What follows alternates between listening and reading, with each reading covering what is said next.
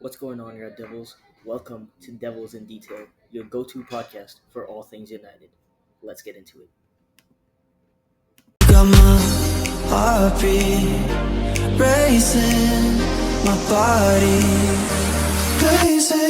I feel the rush, addicted to your touch. Oh, I feel the rush. It's so good, it's so good.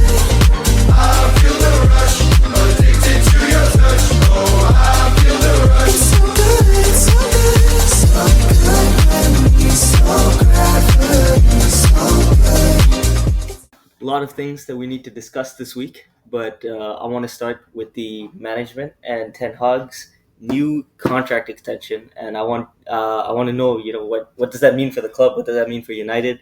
And what does that mean for the way forward for us, um, especially with how the season went this time? Yeah. I don't know if there's really any better alternatives in the market right now for manager. So sticking with Yeah, Ten Hag really makes sense. I mean, who are we going to go for otherwise? So yeah, yeah. honestly, he hasn't had a bad, he had a good first season.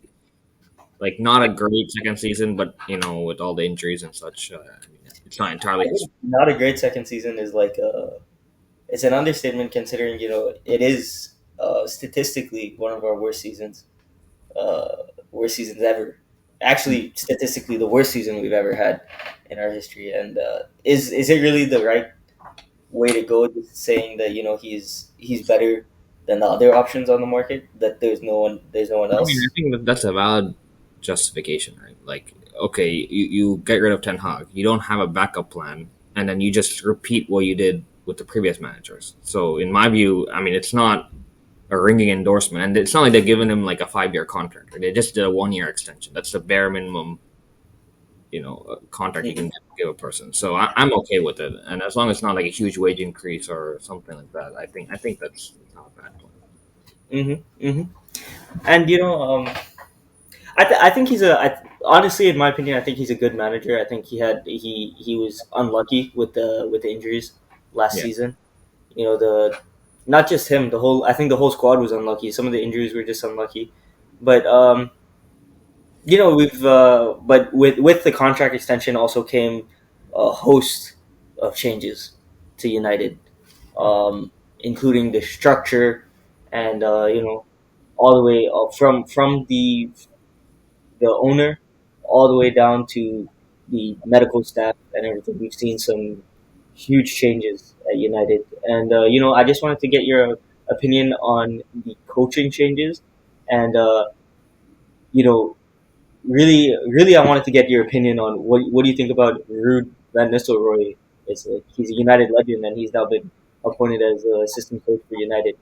I think that actually makes a whole lot of sense because now you actually have a backup plan, right? Instead of having like Michael Carrick as your assistant coach, and then you or Hmm. some like not to say Michael Carrick is not a good coach, but some other maybe less experienced assistant coach where you don't have a backup plan if Ten Hag were to leave the club. With Van Nistelrooy, you have someone who's had good coaching experience who would have been in a good backup if Ten Hag does leave. So I think it makes a lot of sense. He's been at United. He's been at United when we were at our heyday, so he knows what cultural changes we need to implement. So yeah, Yeah, I'm okay with that. I think it's a good appointment. Um, yeah. I think Ruud's also got that PSV experience under his belt at right. PSV Eindhoven. Big win against Ajax. He brought a lot of players in, some Cody Gakpo's, Tejes, what's it, the Netherlands camp, Simmons, Chavi Simmons. right, right. He really he came out under Van Nistelrooy, and became the player that we saw so far through the Euros. Just Yeah. an absolute monster in the midfield. So I mean, I think Van Nistelrooy is the right appointment, but I do have the concern that Ruud's been he fell out with Cristiano at United. He fell out with Sir Alex at United. It was reported that at PSV he fell out with the ownership at the club and the direction that they wanted to go in, and on top of that, we see Ten Hag. He we have he does we do hear about problems with different players often. We heard about, of course, the Jadon Sancho issue, of course, the Cristiano Ronaldo issue, and now we're hearing reports about him and Rashford falling out, and having the need to remove Rashford from the team. And I'm just curious, do you think it's going to be somewhat of a bad cop situation where you have just two managers, just a manager and an assistant coach who are just just they don't take to being Questioned. questioned. Yeah, I think that's it. I don't know. I mean, I think I personally think that Ten Hag did the right thing with both Ronaldo and Sancho. Right? You can't. It's not that he's being stubborn or doesn't listen to his players necessarily. It's not what I was reading in articles. It looked like they directly opposed him. When you directly oppose the coach, then the coach has to stand up for themselves, right? If you lose your respect in the dressing room, then you don't have any control over the team. So I don't think Ten Hag's necessarily like a bad cop entirely, right? He has his line, so he has his boundaries, which is correct in my opinion. So, I know I think Van Nistelrooy and Ten Hag could work good together. I have no idea how it's necessarily going to work, because Van Nistelrooy's been a head coach, like you said. He's been the top guy at PSV Eindhoven, which is not a small club. And so now to come in as assistant coach is going to be interesting. Yeah, We'll see how it but goes. yeah, and he also got the Burnley offer before coming to United. He did reject the Burnley offer, but that was a full time managerial position where he would be the top guy. So I think Ruud's sights are set on The top. being the United coach. I I agree. but I don't know how that competition is going to work. I wouldn't want an assistant coach who's butting heads with Well, the head coach. I don't. I mean, let's see how it goes. Yeah, I think I definitely agree. I think Van Nistelrooy is hedging his bets and thinking that okay, Ten Hag's going to get fired in like 6 months, and then I get to be the United coach, right? Which is an interesting approach from Ineos. But yeah, I don't know. We'll see how it goes. Yeah, I don't know. Ineos. Speaking of Ineos, we've made some big changes, and I just wanted to get your opinion on. We hear Fabrizio, the king of the transfer market. We hear him talk every day I don't know. about United. David Ornstein's been. David Ornstein has been doing really well, I have to say. I think he's always been really good for the Prem, though. He has Yeah. I think he has a lot of connect in the Prem. But well, both of them, we see it all the time. United's in the transfer news all the time, which generally wasn't the case under the previous ownership and under the previous management, where we'd only hear about it deep into the transfer window, and it would just be some random player like bringing Pogba back to United, bringing Ronaldo back to United, or and then we're just paying like ridiculous amounts of money for players who weren't there. And I just wanted to get your idea on we've heard reports of Ineos sticking to particular offers like Branthwaite, for example. 40 mil is 40 mil. We're not going to go over it. I just wanted to get your idea of your opinion on how the new structure United is looking, and what you think about it. Well, it looks a lot different, and I think the biggest difference is, like you said, we have a limit, right? I think that's in part one is to the discipline that we have, and with the new transfer strategy, and the second part is that we just don't have the money beyond like at what I've heard is like 100, 140 million, unless we sell a significant amount of our players. So we just don't have the money to make a $80 million offer on Brentwaite, right? Second thing is that we seem to have like alternative targets. So just looking at center back, right? We've been linked with Brantwaite, Ligt, Lenny Yoro. We've been linked with quite a few center backs. So it's not like the De Jong saga, right? Like we wanted him, he didn't want to come, and we just kept pushing when it was pretty clear that he's not going to come to United. And at the last minute, we panicked and bought Cassidy.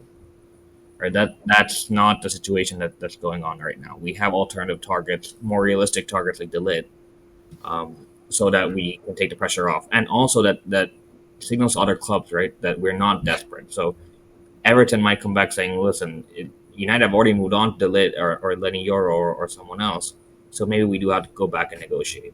Whereas in our situations in the past, it's been that we look so desperate that the other club, knows that we have no choice but to pay them the huge transfer offer that they want. So it's been Yeah, good. I've been pretty impressed with the strategy so far.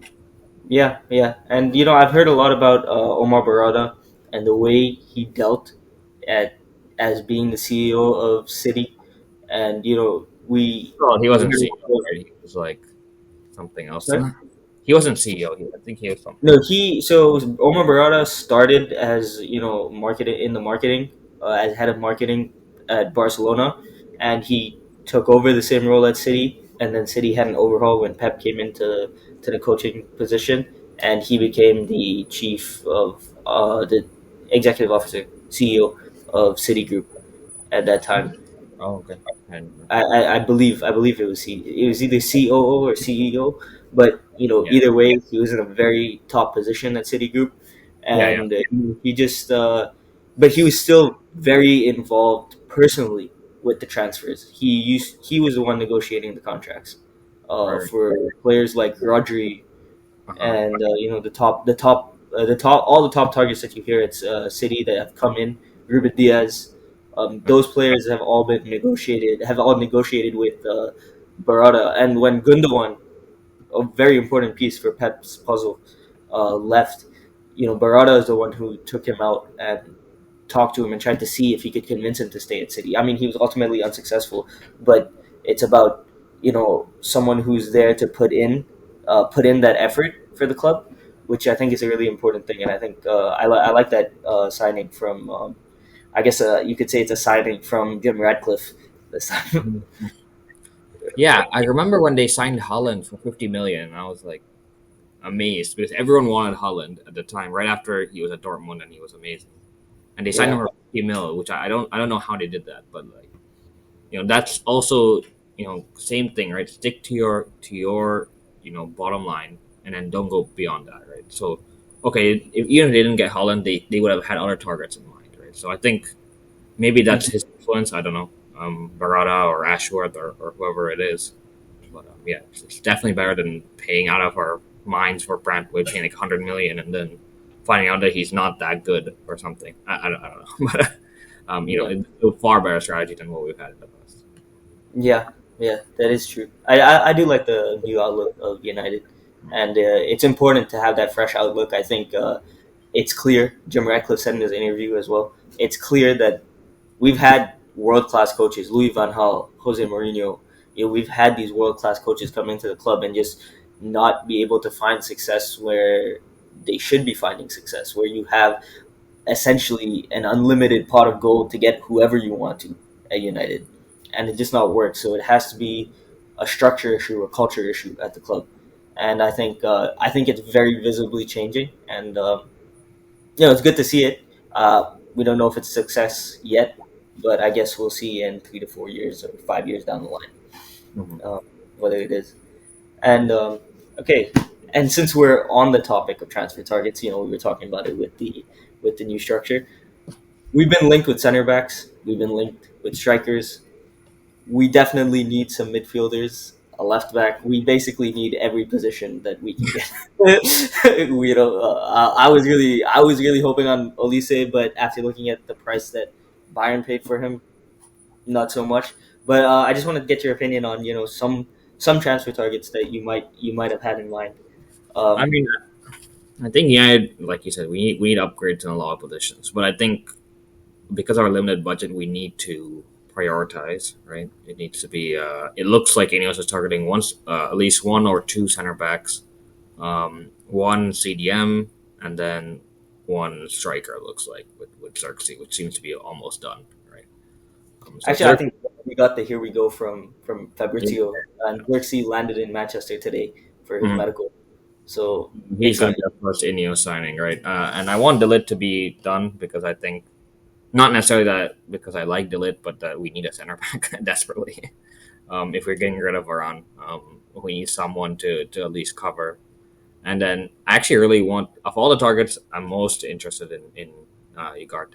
He seems to be really like a hard tackling CDM, and the reports that Fabrizio has been saying, that Casemiro might leave to Saudi. that would actually be a great trade in, right? Because Ugarte would come in. He's far younger. He's in terms of longevity for United, in terms of someone we can build around, and give cover for Mainu, who seems to be a little bit more progressing of a midfielder, right? He's more box to box. So yeah, I think Ugarte would be a great signing if you can get him. Yeah, I like the idea of Manu Ugarte as well. He's clearly proven himself on some of the biggest stages. He's not a big name signing, so he's not gonna have the same pressure that Casemiro would have had coming into the club with that huge Yeah, contract. People just expecting him to be the Casemiro that we saw in that legendary trio of Toni Kroos, Casemiro, Modric. That's rivaling Busquets, Xavi, Iniesta, and that I don't think we were ever going to get that Casemiro. He did amazingly well that first season. We brought him yeah, in, and we couldn't do anything without Casemiro on the pitch, and he did really well that season for us. And I'm always gonna love Casemiro. It's always awesome to hear some of the names that come to United, even if they're not great successes, like Schweinsteiger, for example, a great player who came through the club, but never really found success. But Casemiro, I think he did well, but it's time for him to go. He mm, needs. We need to get his contract off the book. It's just too large. We need to get his contract off the books. And Ugarte, he's a great replacement in the sense that he covers a lot of ground. He's yeah. just a ground covering monster. He's somewhat like Paulinho or Onana at Everton. Mhm. They're kind of similar. All three are kind of similar in their style of play.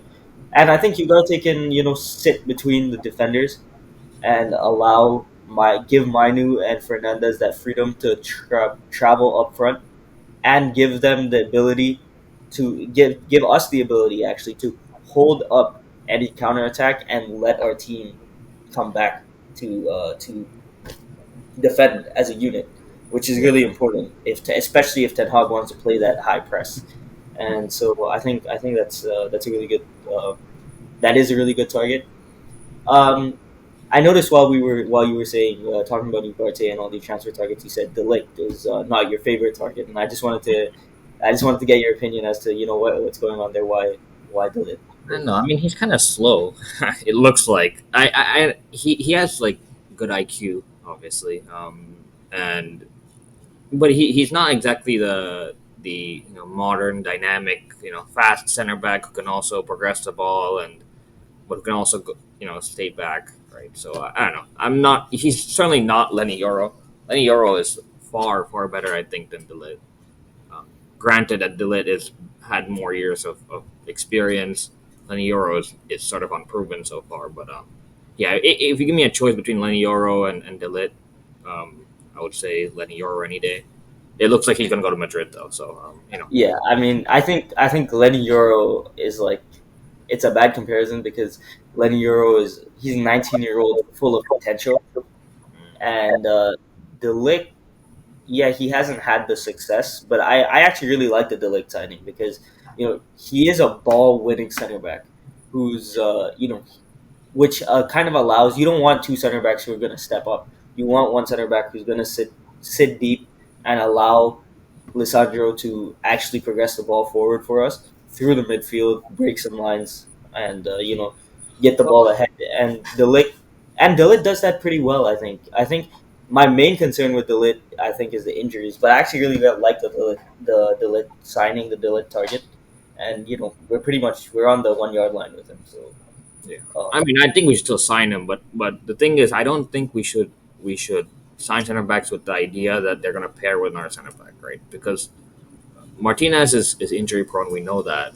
If he doesn't play, and then we have to play, say, Delit and Johnny Evans, for example, then neither of them can actually break through the lines, right? So that's why we need when we target center backs for the long run, we should target someone who has all the characteristics to play both roles. That's just my opinion, right? Because if you have someone who has both abilities, but then is asked to play the back role, which is like staying in the back and not progressing the ball, then he can do that, right? But Dilla has no option but to stay in the back because he doesn't have the ability to progress the ball. Then we're dependent on Lissandro to be fit to have our style of play, right? So I don't want United to be so dependent on one center back because you saw it last season when Sandro was out, we looked so bad, right? So it would be better if we had a center back who also has the same abilities as Sandro, but who can play in the back when they're paired up with the right center back partnership. So that's why I'm not a huge fan of Ligt, but I still think we should sign him for cover because I don't want to end up like without any cover for Iran because you saw even with all the center back we had last season, we still were like basically had to play Casemiro on the back. So I definitely Yeah. don't. But I think Casemiro playing at the back was more about not having. We had 6 center backs, 5 of them were injured Right. at one. So that Well, was that's what I mean, right? Like we need cover either way. yeah. I know I get where you're coming from, but I think if we're looking at it from that perspective, I think Delict is too expensive of a cover. If we bring in Delict, I think it's also important that when you bring a player in, you've got to give him the confidence that having competition in the team is one thing, but you need to be able to give certain players the confidence that you're going to be my starting center back, and there's nothing else. So I think if we do get Delict, then any other center back that we target needs to be someone who knows they are a backup. They are a second string, third string center back for us, not someone who's going to come into the team, not someone who's going to come in and just start on the team. And for that, I think we need to look at younger players. Again, Lenny Euro, we made a bid. I think we're going aggressive, which is a good thing with Lenny Euro. And if we get him, I mean, we know he's going to start. It's pretty much he's a push in to start. So, but it doesn't look like he's going to come. The decision is on him, and it does not look like he's going to come. Real Madrid just reached out to him, and they spoke to him and just reassured him that we're coming to get you. Don't worry. Don't, you're going to be part of our plan. And Real Madrid, like, please, like, leave other players for other clubs to buy. Like, yeah, I know it's gotta get a good. Yeah, they're gonna own the treble for like the next 7 years. it's just like it's insane. You get Lenny Euro, like you already have Rudiger and David Alaba and Militao, and Yeah. then like and Lenny Euro, like come on, You like have Ferland Mendy and you're targeting Alfonso Davies. It's like, yeah, bro, you come don't on, need like you don't need this many defensive players. Like get someone else. But I guess they're trying to build their dynasty, and we can't knock them you for know the that. dynasty for like next like 2 decades. It's just like not Yeah, fair. Come on, yeah, leave some other players out there. But yeah, yeah, whatever. yeah. Okay. One more. We've just made a new signing in Joshua Zirkzee. I actually really like Joshua Zirkzee as a signing, but I wanted to get your take on Zirkzee and what he brings to the club. It's like a playmaking striker, sort of, right? Like he's like almost like a false nine striker. It looks like. So I don't know. We'll see. Maybe I think people think he's a replacement for Hoyland, which I think is wrong. I think they could play him sort of like with Hoyland, which would be a weird formation. So I'm not sure. Not sure. I think he gives it a different angle. And yeah, why not? We Yeah, need a backup striker anyway. So and yeah, he's not necessarily a backup striker. He could compete with Hoyland, who's way too young to be the outright starter for a club, right? So it's good to have competition there. He's not exactly the experienced striker that we thought was going to bring in. So that's an interesting signing, but yeah, I'm okay with it because we paid what 40 million for him, and I don't think we're breaking 42 the bank. million. I think 42 million over 3 years. Right. So yeah. But I like Xerxes a lot, and I think he gives us a lot of options in the sense that playing two strikers up front is something that you don't see very often anymore. Right. And if we were to play against a big team like City, like Liverpool, these teams that press high, if we can break the line and Xerxes can be that player who holds up the play a little bit, allows our players to get front, he might just, and the fact that he's able to spray the ball as well is it'll give us that opportunity to not only play on the counter but also build plays quickly. He's very good at getting that interpassing, and I noticed that he's really good at making these untracked runs into the box, which I think I can say pretty confidently that Hoyland doesn't have that ability to be on track to get into the You box. don't like Hoyland, do you? I'm not a big Hoyland fan. I think he's young, he's raw, he's a great talent. I've heard And you call him like basically like the lowest IQ player. he's not a very high IQ player so far. I mean, at this point in his career, he's only 21 years old. He has a Yeah. long way to go, but he has the finishing ability. He clearly has the IQ when he wants to have the IQ, when he wants to play those positions. But What we haven't talked about is how much of an upgrade Hoyland's going to be after Van Nistelrooy comes in, right? As assistant coach. Van Nistelrooy is like one of the greatest strikers in United's history.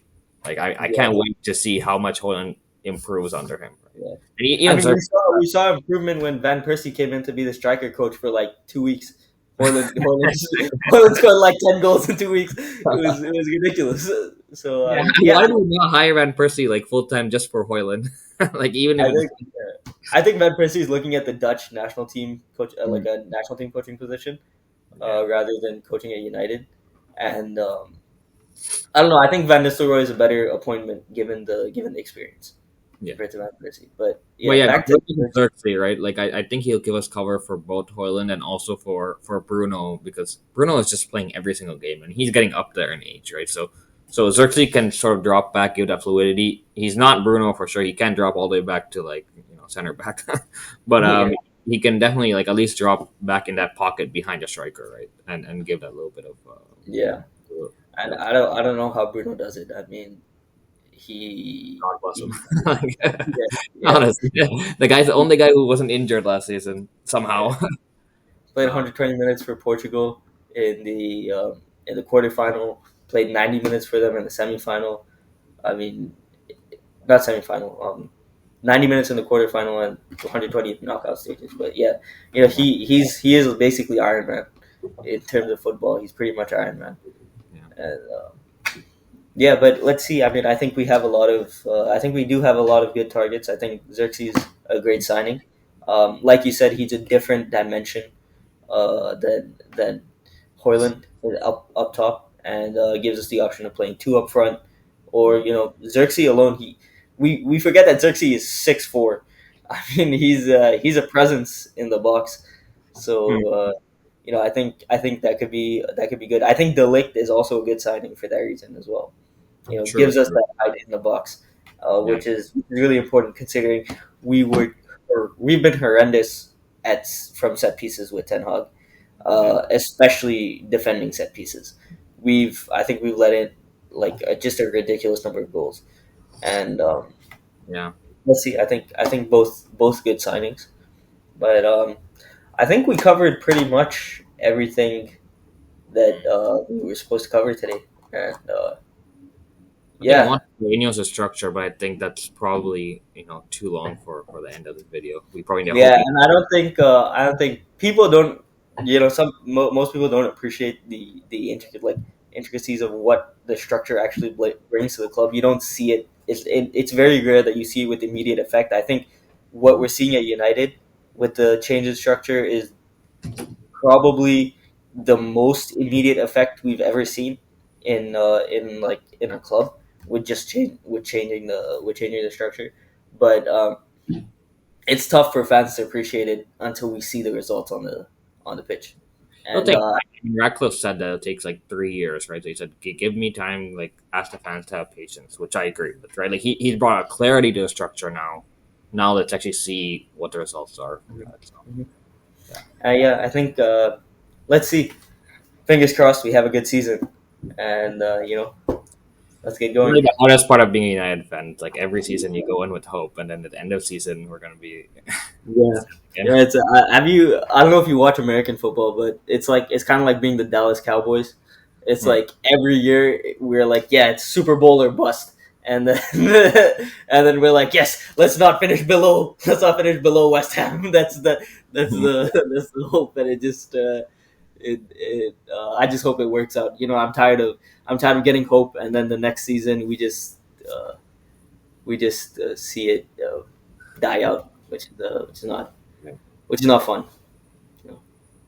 I don't know if you even remember that much of Sir Alex's 10 years. So I was what 6 years old, 7 years old. I remember watching games, just the important ones, like the Champions League final. I remember, but I think the I don't know if that's better or worse because you've never seen United be successful, like really. But I've seen United be yeah. successful and then for them to suck. So I don't know which one is worse. But No, I mean, I think when I really started following United would have been. I remember the game it was. It was like I think it was in 2009, and I'd gone on. I was in Kerala, and I was watching United versus Swansea City, and we beat them 5-1.